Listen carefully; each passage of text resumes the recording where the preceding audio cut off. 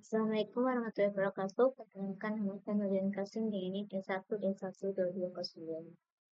Tujuan semua video ini adalah untuk memenuhi tugas mata kuliah pengen pola yang akan menjelaskan tentang the multilayer perception and backpropagation.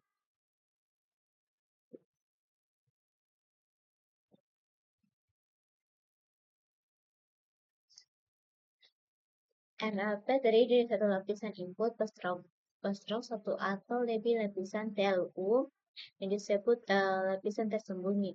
Dan satu lapisan terakhir TLU yang disebut lapisan output. Lapisan dekat dengan lapisan input biasanya disebut dengan bawah, dan yang dekat dengan output biasanya disebut lapisan atas. Setiap lapisan kecuali lapisan keluaran menyertakan neuron bias dan terhubung penuh ke lapisan berikutnya. Di sini di gambar ini dia menunjukkan jaringan saraf neuron dengan tiga lapisan utama. Yang pertama itu input layar, terdiri dari dua neuron input X1 dan X2, satu bias neuron ini yang bernilai tetap sama dengan 1. Fungsi input layar itu dia menyelesaikan nilai input ke lapisan berikutnya tanpa proses perhitungan. Setelah itu, lapisan kedua itu hidden layer atau lapisan tersembunyi, terdiri dari 4 neuron. Masing-masing neuron menerima input dari semua neuron input, termasuk neuron bias. Itu simbol sigma yang artinya neuron itu menjumlahkan semua input yang masuk, masing-masing dikalikan bobotnya. Lalu menerapkan fungsi aktivasi misalnya sigmoid atau RU. Hasilnya dikirim ke lapisan berikutnya. Fungsi hidden layer ini dia mengekstraksi pola atau fitur dari data. Dan layer terakhir yaitu output layer atau lapisan keluaran. Terdiri dari 3 neuron output. Setiap neuron di layer ini dia menerima input dari semua neuron di hidden layer dan dari bias neuron. Menghitung hasil menggunakan metode yang sama, jumlah dan fungsi aktivasi. Fungsi output layer ini dia memberikan hasil prediksi akhir, misalnya klasifikasi ke 3 kelas berbeda. Tanda panah dari tanda panah ini adalah dia menunjukkan aliran informasi dan koneksi antar neuron.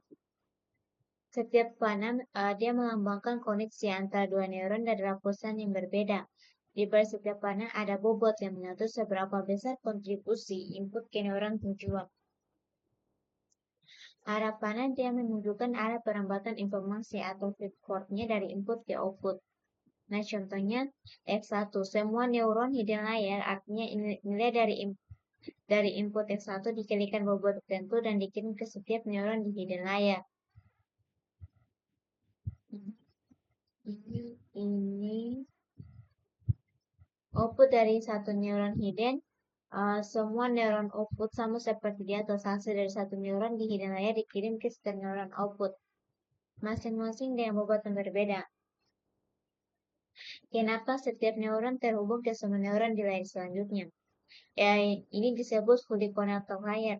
Tujuannya agar setiap neuron di lapisan selanjutnya bisa belajar dari semua informasi yang tersedia dari lapisan sebelumnya.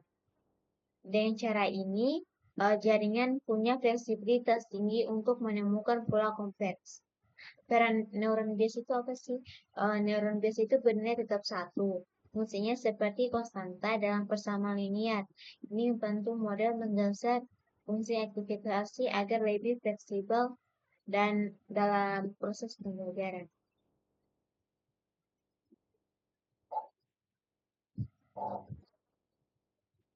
Sinyal mengalir hanya dalam satu arah dari input ke keluar. Jadi arsitektur ini adalah contoh kerja jaringan saraf Pittsburgh.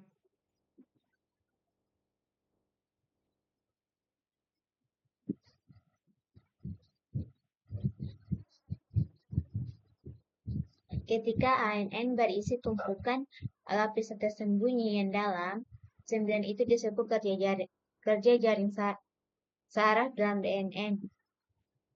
Bidang deep learning mempelajari DNN dan lebih umum model yang berisi tumpukan komputasi yang dalam. Meski begitu, banyak orang berbicara tentang deep learning. Setiap kali jaringan saraf terlibat, bahkan yang dangkal.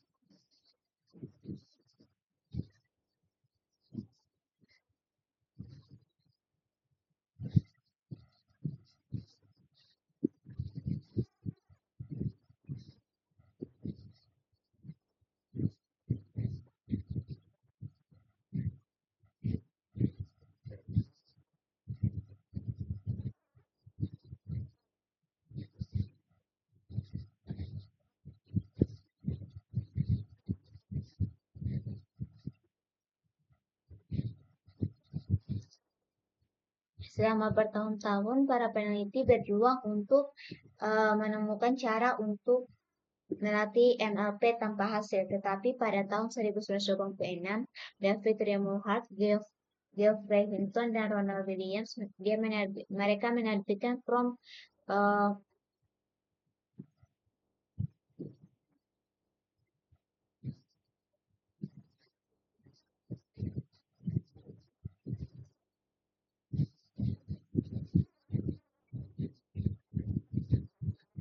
mereka menerbitkan sebuah makalah inovatif 10 inovatif yang memperkenalkan algoritma pelatihan propagasi balik yang masih digunakan hingga saat ini. Singkatnya, ini adalah gradient descent, menggunakan teknik yang efisien untuk menghitung gradien secara otomatis.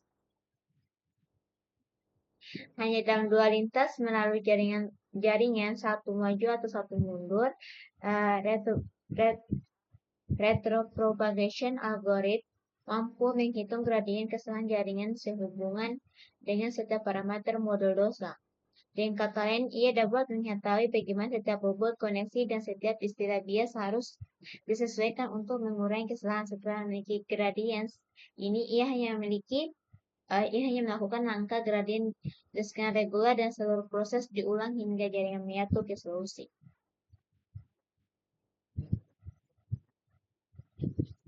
Menghitung gradien secara otomatis disebut diferensial otomatis atau autodiff. Ada berbagai teknik autodiff dengan pro dan kontra yang berbeda. Yang digunakan oleh backpropagation disebut autodiff mode terbalik. Ini cepat dan tepat dan sangat cocok ketika fungsi untuk membedakan memiliki banyak variabel, misalnya bobot koneksi dan sedikit output, misalnya satu kerugian. Jika kita ingin pelajari lebih lanjut tentang autodiff, ya sampai.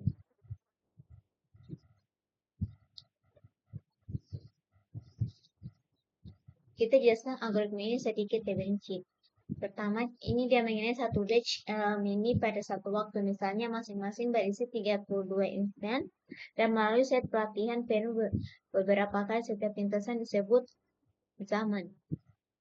Disebut epoch. Setiap mini batch diteruskan ke lapisan input jaringan yang mengirimkannya ke lapis tersembunyi. Pertama, algoritma kemudian menghitung output semua neuron di lapisan ini untuk setiap instan dalam mini batch. Hasilnya diteruskan ke lapisan berikutnya, outputnya dihitung dan diteruskan ke lapisan berikutnya dan seterusnya sampai kita mendapatkan output dari lapisan terakhir atau lapisan output. Ini adalah umpan maju persis seperti membuat prediksi, kecuali semua hasil perantara dipertahankan karena diperlukan untuk umpan mundur. Selanjutnya, algoritma membuat kesalahan keluaran jaringan, yaitu menggunakan fungsi kerugian yang membandingkan output yang diinginkan dan output aktual dari jaringan, dan mengembalikan beberapa ukuran kesalahan. Kemudian menghitung beberapa banyak titik koneksi keluaran berkontribusi pada kesalahan. Ini dilakukan secara analitis dengan menerapkan aturan lantai, mungkin aturan paling dasar dalam kalkulus, yang membuat langkah ini cepat dan tepat.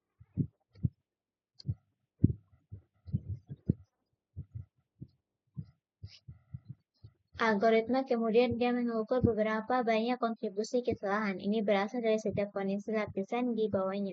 Sekali lagi, kita menggunakan aturan rantai bekerja mundur hingga algoritma mencapai lapisan input. Seperti yang dijelaskan sebelumnya, the first pass ini secara efisien mengukur gradien kesalahan di semua bobot koneksi dalam jaringan dengan menyebarkan gradien kesalahan ke belakang melalui jaringan. Karenanya nama algoritma. Akhirnya, algoritma melakukan langkah gradient descent untuk mengubah semua bobot koneksi dalam jaringan menggunakan gradien kesalahan yang baru saja dibentuk. Algoritma ini sangat penting sehingga ada baiknya meringkasnya lagi. Untuk setiap sistem pelatihan, algoritma backpropagation pertama-tama membuat prediksi atau forecast dan mengukur kesalahan. Kemudian melalui setiap lapisan secara terbalik untuk mengukur kontribusi kesalahan dari setiap koneksi. First pass dan akhirnya mengubah bobot koneksi untuk mengurangi kesalahan angka gradien descent. Penting untuk menginisialisasi semua bobot koneksi lapisan tersembunyi secara acak atau pelatihan gagal. Misalnya, jika kita menginisialisasi semua bobot dan bias ke 0, maka semua neuron dalam lapisan tertentu akan identik sempurna dan dengan demikian propagasi balik akan mempengaruhinya dengan cara yang persis sama. Sehingga mereka akan tetap identik. Dengan kata lain, meskipun memiliki ratusan neuron per lapisan, model kita akan bertindak seolah-olah hanya memiliki satu neuron per lapisan. Itu tidak akan terlalu bagus jika sebaliknya kita menginisialisasi bobot secara acak, kita mengerjakan SAM. Cobalah dan memungkinkan perambatan balik untuk melatih tim neuron yang beragam.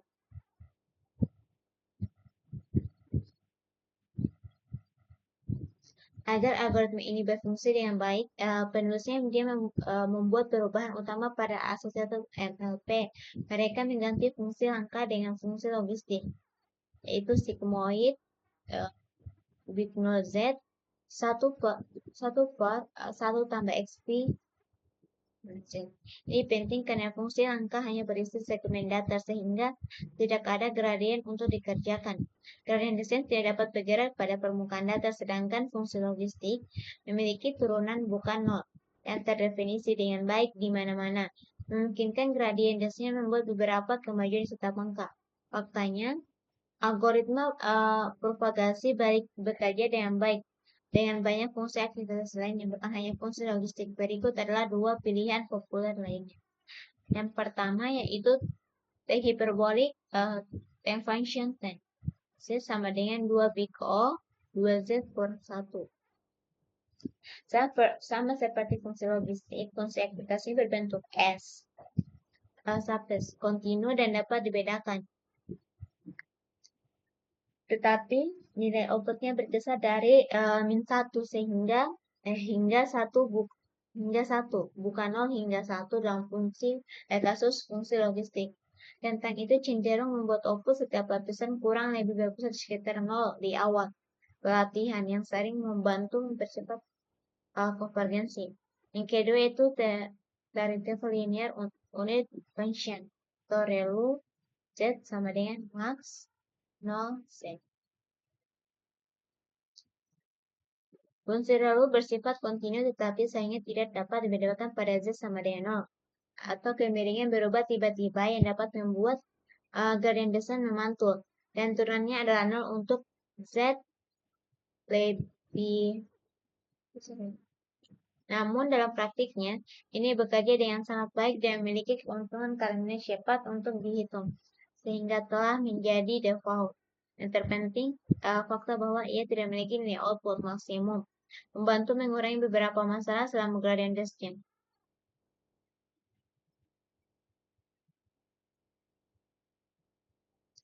Fungsi aktivasi populer ini dan turunannya diwakili pada gambar 18.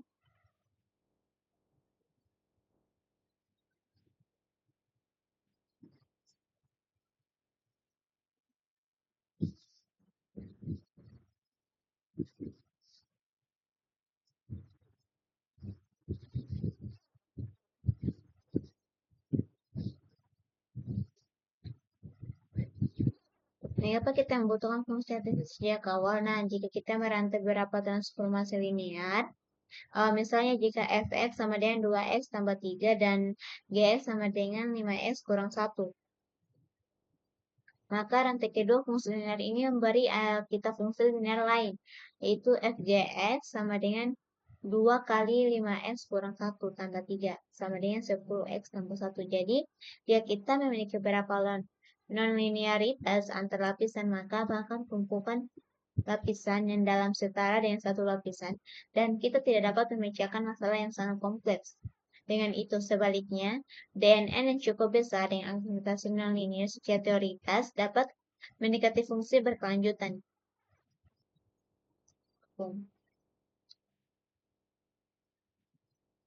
Nah, maksudnya itu tanpa fungsi aplikasi itu jika kita hanya memakai transformasi linear seperti rumus ini, maka hasilnya akan akhirnya jadi tetap linear. Seperti rumus ini masalahnya, jaringan dengan banyak layar linear sama saja dengan satu linear, tidak bisa menyelesaikan masalah kompleks seperti klasifikasi gambar, teks, dan seterusnya dan sebagainya. Solusinya kita gunakan fungsi aktivitas yang linear antara layar jaringan. Ini membuat jaringan saraf dapat mempelajari fungsi yang linear yang kompleks. Bahkan secara teori, jaringan saraf dengan fungsi aktivitas nonlinear dan cukup besar bisa mendeteksi fungsi apapun atau universal approximation theorem. Di sini dapat kita lihat ini dia menunjukkan dua panel. Yang kiri ini bentuk dari berbagai fungsi aktivasi. Dan bagian kanan ini bentuk dari turunan atau derivatif dari fungsi-fungsi tersebut. Fungsi aktivasi adalah bagian kritis dalam jaringan saraf karena mereka memperkenalkan non-linearitas yang membuat jaringan saraf itu mampu mempelajari relasi kompleks. Derivatifnya penting untuk proses pembelajaran atau backpropagation karena itu yang digunakan untuk menghitung seberapa besar bobot harus diperbarui. Bagian activation function ini, diagram ini membandingkan 4 fungsi aktivasi populer. Yang pertama itu step function, yang bagian warna merah. Nilainya langsung loncat dari 0 ke 1 saat x sama dengan 0. Ini. Sifatnya, discrete hanya 0 atau 1 tidak halus, tidak bisa digunakan untuk backpropagation karena derivatifnya 0 di semua titik kecuali tidak terdefinisi di x sama dengan 0. Kurang cocok untuk jaringan saraf modern. Nah, kita lanjut ke bagian sigmoid yang hijau putus-putus. Fungsinya itu fx sama dengan 1/1 tambah pangkat min x. Outputnya itu di antara 0 dan 1. Sifatnya halus dan kontinu. Umumnya digunakan di output layar untuk klasifikasi biner. Kelemahan dari sigmoid ini dia gradien menjadi sangat kecil saat x sangat besar atau sangat kecil. Vanishing gradient. Kita lanjut ke bagian tan atau yang warna biru ini. Fungsinya itu tan x sama dengan pangkat x kurang pangkat min x per pangkat x tambah pangkat min x. Outputnya di antara min 1 dan 1. Sifatnya simetris terhadap sumbu Y, pusat di atau pusat di 0. Derivatif lebih besar sekitar 0 dibanding sigmoid, belajar lebih cepat. Tetap bisa terkena vanishing gradient di ekstrim.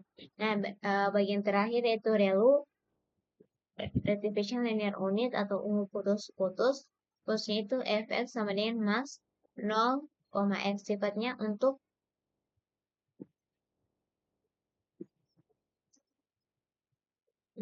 kecil.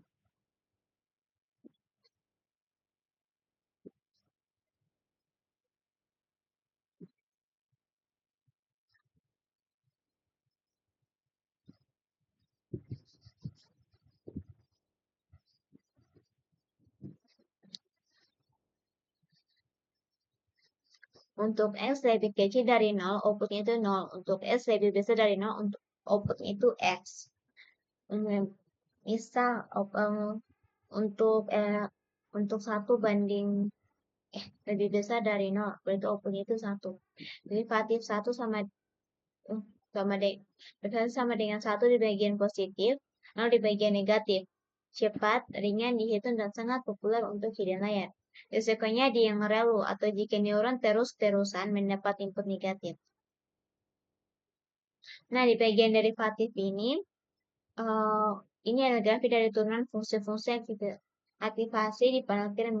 Mengapa ini penting? Karena backpropagation algoritma pelatihan jaringan saraf menggunakan turunan ini untuk memperbarui bobot. Bagian step itu dia derivatifnya 0 di mana-mana. Di mana dia tidak bisa digunakan untuk pelatihan karena gradiennya itu sama dengan 0. Nah, bagian sigmoid hijau putus, bentuk lonceng kecil. Derivatifnya itu dia bentuk lonceng kecil dan dia derivatif maksimum di sekitar 0 kecil di ekstrim vanishing gradient, dan bagian tan warna biru lebih tajam dari derivatifnya itu dia lebih tajam dari sigmoid dan dia mirip bentuk lonceng tapi lebih tinggi, bisa belajar lebih cepat dari sigmoid. Dan relu ungu putus-putus ini 0 jika x lebih besar dari 0.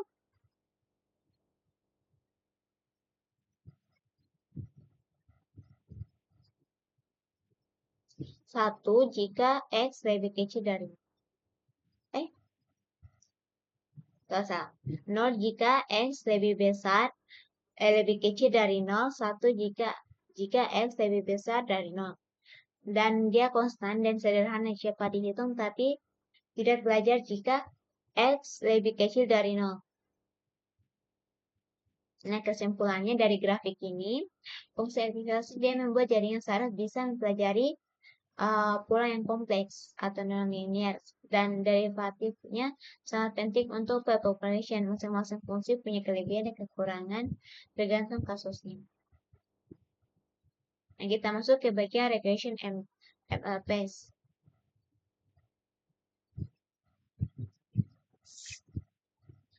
Pertama, MLP dapat digunakan untuk tugas regresi. Jika kita ingin prediksi satu nilai, misalnya harga rumah, mengingat banyak fiturnya, maka kita hanya perlu satu neuron keluaran.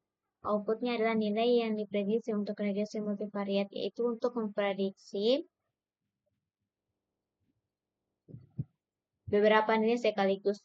Kita memerlukan satu neuron keluaran per dimensi keluarannya. Misalnya, untuk menemukan pusat objek dalam gambar, kita perlu memprediksi koordinasi 2 dimensi. Jadi, kita memerlukan 2 neuron keluaran. Jika kita juga ingin menempatkan kotak pembatas di sekitar objek, maka kita memerlukan 2 angka lagi, lebar dan tinggi objek. Jadi, kita berakhir dengan 4 neuron keluar.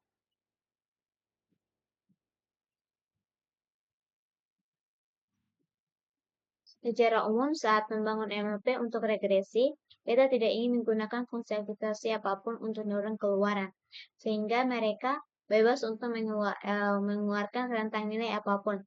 Jika kita ingin menjamin bahwa output akan selalu positif, maka kita dapat menggunakan fungsi aktivasi relu di lapisan output, atau kita dapat menggunakan fungsi aktivasi softpath yang merupakan varian halus dari low softpath Z sama dengan log 1 tambah XPZ. Dia mendekati 0 ketika Z negatif dan mendekati Z ketika Z positif. Terakhir, jika kita ingin menjamin bahwa prediksi akan berada dalam rentang nilai tertentu, maka kita dapat menggunakan fungsi logistik atau garis singgung hiperbolik, dan kemudian menskalakan label ke rentang yang sesuai 0 hingga 1 untuk fungsi logistik dan min 1 hingga 1 untuk garis singgung hiperbolik. Fungsi kerugian yang digunakan selama pelatihan biasanya adalah kesalahan kuadrat rata-rata. Tapi jika kita memiliki banyak outlier dalam set pelatihan, kita mungkin lebih suka menggunakan kesalahan absolut rata-rata, atau kita dapat menggunakan kerugian Hubbard, merupakan kombinasi dari keduanya.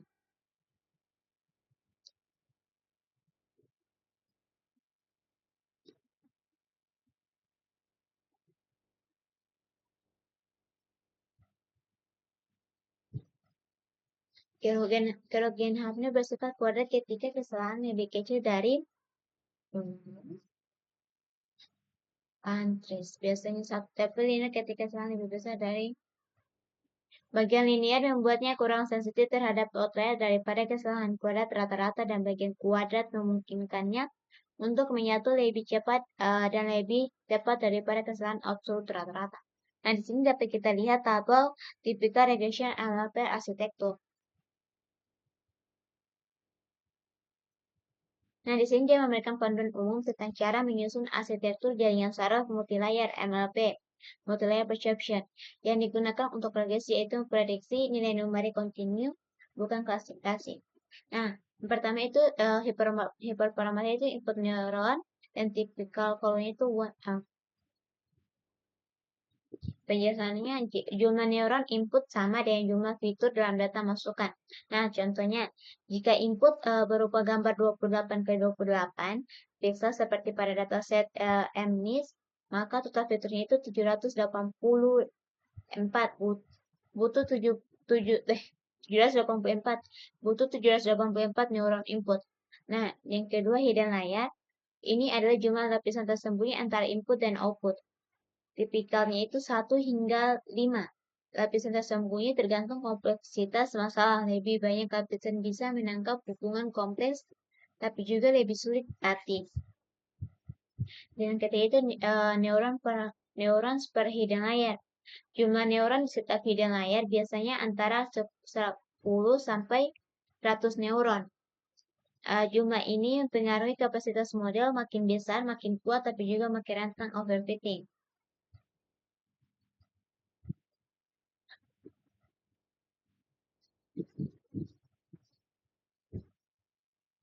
Nah, seperti yang keempat, output neuron. Dia jumlah neuron di lapisan output untuk regresi biasanya satu neuron untuk memprediksi satu nilai kontinu, misalnya harga rumah, suhu, dan lain-lain. Dan selanjutnya hidden activation. Fungsi aktivasi digunakan di hidden layer. Yang pertama, yang umumnya itu ada relu dan kedua itu selu. Relu itu dia cepat dan efektif, sedangkan selu digunakan dalam jaringan dengan normalisasi otomatis. Selanjutnya output activation. Fungsi aktivasi pada output layar tergantung pada kasus. Pertama, non. Jika targetnya bisa bernilai negatif dan positif. Yang kedua, relu atau soft flash jika target hanya positif. Dan terakhir itu logistik atau ten. Jika targetnya dibatasi misalnya antara 0 dan 1 atau min 1 dan 1. Terakhir, loss function. Fungsi kerugian atau loss itu dia mengukur seberapa jauh prediksi dan nilai yang sebenarnya. Dan umum itu ada 3. Yang pertama itu MSE atau mean squared error. Dia penalti besar untuk kesalahan besar, dan MAI itu mean actual error lebih tahan terhadap outlier. Dan yang terakhir itu Haber. Kombinasi MSE dan MAI digunakan jika data mengandung outlier tapi ingin tetap sensitif terhadap kesalahan lebih kecil. Kesimpulannya, tabel ini dianggap panduan praktis untuk merancang MLP untuk regresi. Tujuannya agar model dapat menerima input fitur secara tepat, memprosesnya dengan lapisan tersembunyi yang cukup kompleks tapi tidak overfitting, menghasilkan output numerik yang akurat dengan fungsi aktivasi dan fungsi loss yang sesuai. Kita lanjut ke bagian klasifikasi MLP.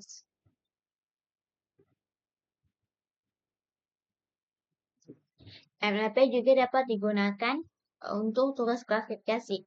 Untuk masalah klasifikasi biner, kita hanya perlu satu neuron keluaran menggunakan fungsi aplikasi logistik. Outputnya akan menjadi angka antara 0 dan 1, yang dapat kita lakukan sebagai perkiraan probabilitas kelas positif, perkiraan probabilitas kelas negatif sama dengan 1 dikurangi angka itu.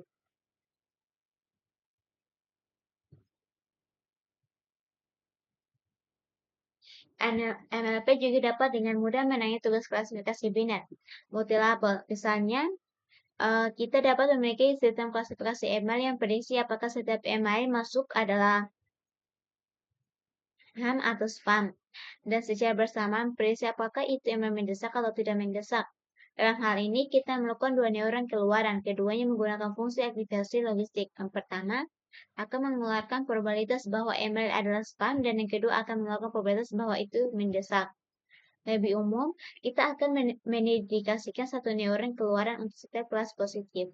Perhatikan bahwa probabilitas keluaran tidak selalu berjumlah 1.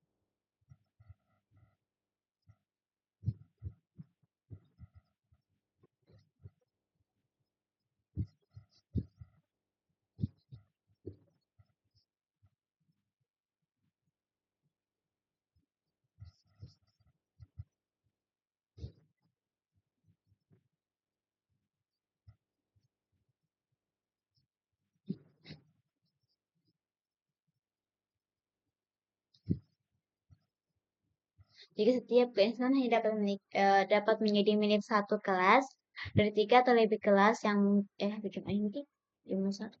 Ini memungkinkan model melakukan kombinasi label apapun. Kita dapat memiliki hal yang tidak mendesak, ham mendesak, spam yang tidak mendesak, dan mungkin bahkan spam mendesak, meskipun itu mungkin akan menjadi kesalahan jika setiap insan hanya dapat menjadi milik satu kelas dari 3 atau lebih kelas yang mungkin, misalnya kelas 0 hingga 9 untuk klasifikasi gambar digit.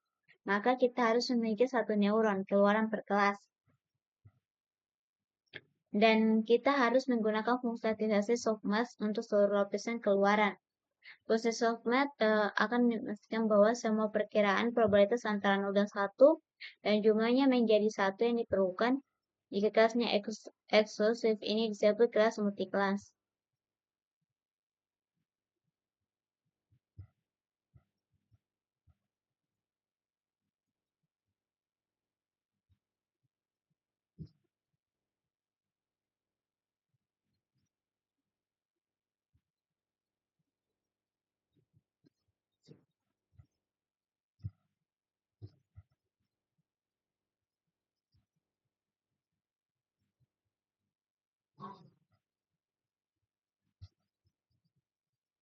Nah, di sini akan jelaskan gambar 19 dan menggambarkan arsitektur modern dari multilayer perception yang digunakan untuk tugas klasifikasi. Arsitektur ini terdiri dari 3 lapisan utama, yaitu input layer, hidden layer, dan output layer. Di bagian paling bawah terdapat input layer yang menerima fitur-fitur dari data yang seperti diilustrasikan dengan 2 neuron masukan S1 dan S2. Selain itu, terdapat node tambahan dengan nilai 1 yang berfungsi sebagai bias. Input dari layer ini kemudian diteruskan ke hidden layer. Hidden layer terdiri dari beberapa neuron yang masing-masing menerima masukan dari seluruh neuron di lapisan sebelumnya. Setiap neuron melakukan operasi penjumlahan tertimbang atau sigma, yaitu mengalihkan nilai input dengan bobot menjumlahkannya lalu menerapkan fungsi aktivasi. Dalam hal ini ReLU, Rectification Linear Unit. Fungsi aktivasi ReLU akan mengeluarkan nilai Z jika Z lebih besar dari 0 atau 0 jika Z sama dengan 0. Fungsi lebih kecil sama dengan 0. Fungsi ini berguna untuk mengatasi masalah vanishing gradient dan mempercepat proses pelatihan. Selanjutnya, hasil dari hidden layer tadi diteruskan ke output layer yang menggunakan fungsi aktivasi softmax. Fungsi ini dia mengubah output dari neuron menjadi nilai probabilitas yang totalnya berjumlah 1, menjadikannya sangat sesuai untuk klasifikasi multiklas. Misalnya, jika output layer memiliki 3 neuron, maka model bisa memberikan probabilitas untuk 3 kelas berbeda berdasarkan input yang diberikan. Semua neuron di setiap lapisan saling terhubung penuh atau fully connected. Yang berarti setiap neuron di satu lapisan terhubung ke seluruh neuron di lapisan berikutnya. Secara keseluruhan, gambar ini menunjukkan bagaimana data diproses secara bertahap melalui lapisan-lapisan jaringan MLP dari input hingga menghasilkan prediksi klasifikasi yang bersifat probabilitas menggunakan softmax. Apa itu softmax? Softmax itu adalah sebuah fungsi yang digunakan utama di lapisan output dari model jaringan saraf untuk tugas klasifikasi multiklas. Tujuan utama dari software itu adalah mengubah output mental dari model yang biasanya berupa bilangan negatif maupun positif menjadi probabilitas untuk masing-masing kelas yang dikumpulkan menjadi satu. Contohnya, jika output minta dari modal 2,0, 1,0, dan 0,1, maka setelah diterapkan softmax, hasilnya kira-kira menjadi 0,65, 0,24, dan 0,11. Artinya, model memperkirakan bahwa kemungkinan terbesar adalah kelas pertama dengan probabilitas 65%. Proses softmax itu digunakan untuk klasifikasi multi-kelas dan mengklasifikasi kepercayaan model.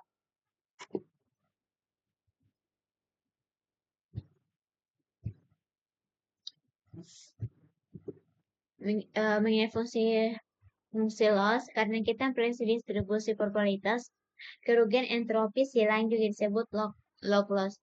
Umumnya merupakan pilihan terbaik. Tabel 10 dulu merangkum arsitektur tipikal klasifikasi MLP. Tabel 10 arsitektur MLP klasifikasi kelas klasifikasi biner.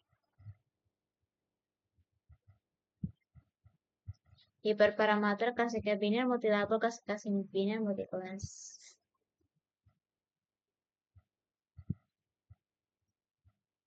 Di sini kita akan menjelaskan tentang tabel tipikal nasional MLP arsitektur. Konfigurasi umum sistem multilayer perception untuk 3 jenis tugas klasifikasi: binary classification, multilabel binary classification, dan multi-class classification. Nah, yang bagian pertama itu input and hidden layers. Maksudnya itu seluruh layar input dan hidden layer tidak berubah dibanding arsitektur untuk regresi di pertama tadi. Artinya kita tetap bisa menggunakan 1-5 hidden layer dengan 10-10 neuron per layar tergantung kompleksitas data. Dan yang kedua itu output neuron. Bagian binary classification dia satu neuron saja karena hanya 2 kelas, positif dan negatif. Sedangkan multilabel binary classification dia satu neuron per label karena setiap label bisa aktif atau tidak secara independen. Contohnya itu tagging gambar bisa memiliki lebih dari satu label. Dan multi-class classification satu neuron per kelas karena model harus memilih salah satu kelas dari beberapa kemungkinan. Contohnya itu klasifikasi jenis hewan, kucing, anjing, burung. Dan 3 outputnya neuron. Dan itu yang selanjutnya output layer activation. Bagian binary dan multilabel classification itu dia menggunakan logistik atau fungsi sigmoid karena kita ingin probabilitas antara 0 dan 1 untuk setiap output neuron. Yaitu multi-class classification. Dia menggunakan softmax karena mereka ingin mendapatkan probabilitas dari setiap kelas dan menjumlahkan semuanya menjadi satu. Dan terakhir itu loss function. Semua jenis klasifikasi menggunakan cross entropy namun yang variasi per kasus.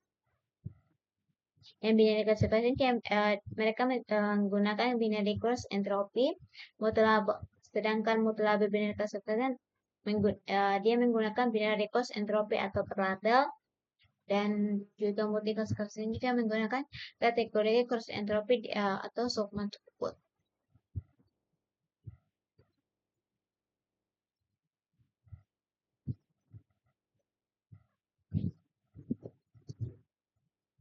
Sebelum kita melanjutkannya,